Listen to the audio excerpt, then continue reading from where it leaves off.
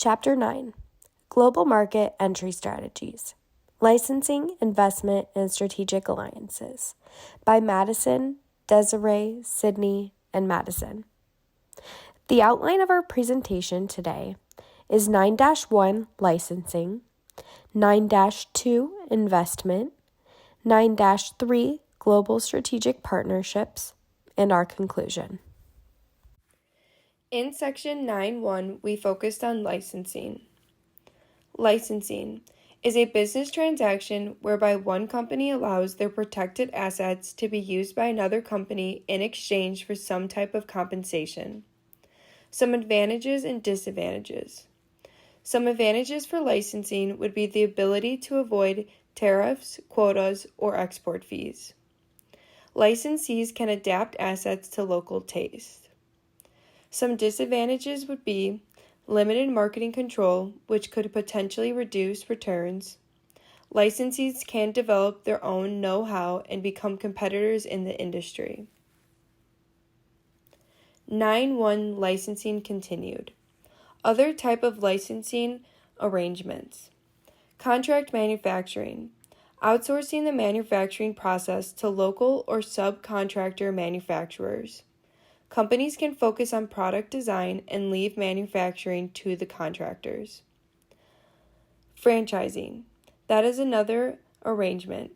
A contract between a company and the franchisee that allows the franchisee to open a business representing the parent company.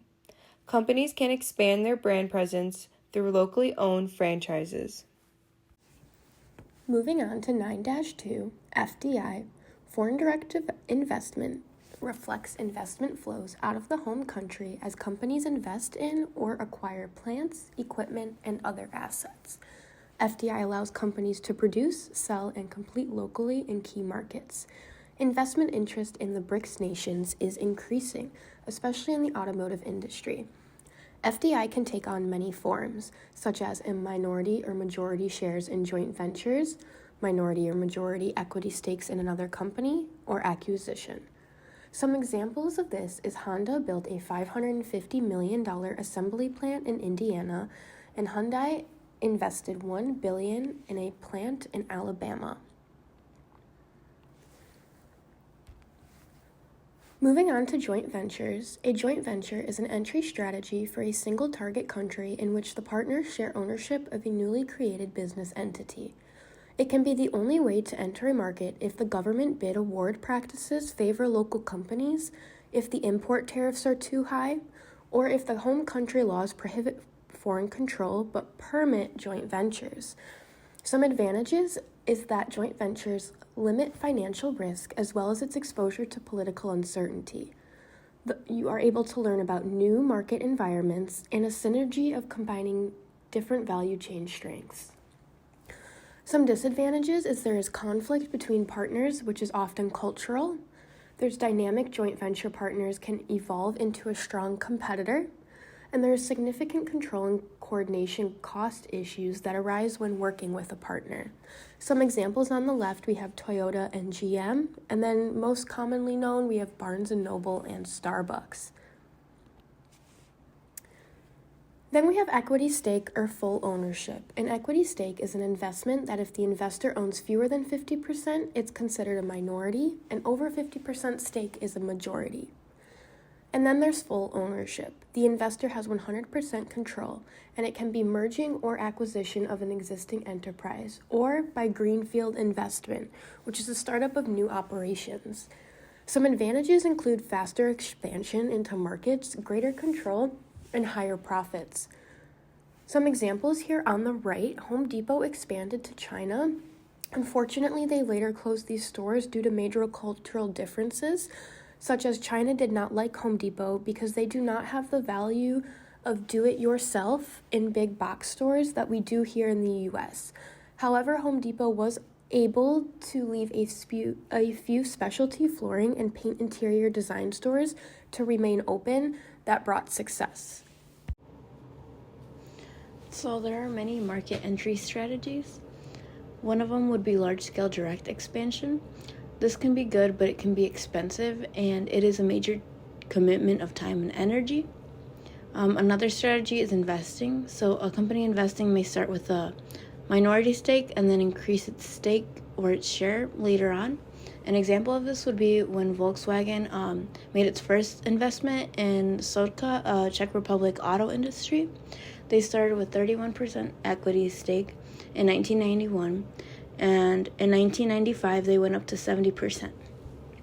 Volkswagen had full ownership of the company by 2000.